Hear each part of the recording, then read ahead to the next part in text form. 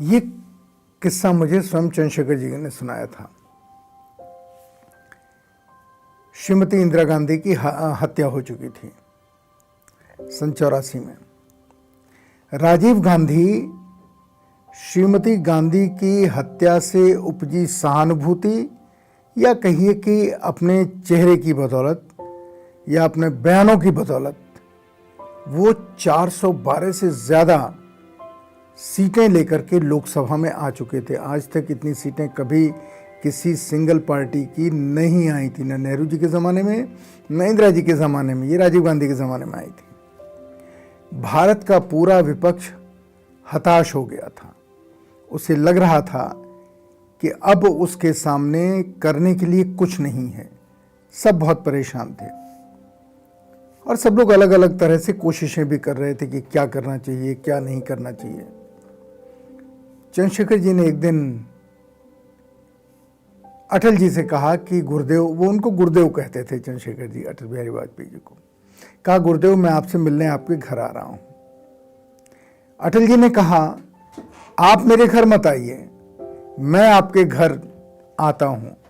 Chandrashekhar ji south Avenue में जहां रहते थे वो मुख्य घर नहीं था, घर का एक छोटा सा हिस्सा था जहां एक कॉटेज बनी थी जिसे वो झोपड़ी कहते थे चंद्रशेखर जी, उसमें वो रहते थे। अटल जी आए और दोनों कमरे में बंद हो गए। चंद्रशेखर जी ने अटल जी से कहा गुरुदेव, देश की हालत तो बहुत खराब है, हम लोगों को कुछ करना चाहिए। अटल जी ने कहा चंद्रशेखर जी आप बताइए क्या करना चाहिए, कुछ करना तो चाहिए, अभी तो चारों तरफ निराशा ही निराशा है। चंद्रशेखर जी ने कहा कि मैंने सोचा है, अगर आप कहिए तो मैं आपको बताऊं। कहने लगे हाँ बताइए। तो चंद्रशेखर जी ने कहा कि आप भारतीय जनता पार्टी छोड़िए, मैं जनता पार्टी छोड़ता हूं, और शरद से यानी शरद पवार से कहते हैं कि वो कांग्रेस छोड़ें, और हम तीनों एक साथ देश में मिलकर घूमें। और जब हम मिल के घूमेंगे तो देश के लोगों को बहुत विश्वास होगा हमारी बातों पर, और हो सकता है इससे कोई नया संगठन भी निकल आए। वो राजनीतिक संगठन भी हो सकता है, एक नई पार्टी भी हो सकती है, और वो एक तरह से नई शुरुआत होगी भारत की राजनीति में। अटल जी लगातार चंद्रशेखर जी की तरफ देखते रहे।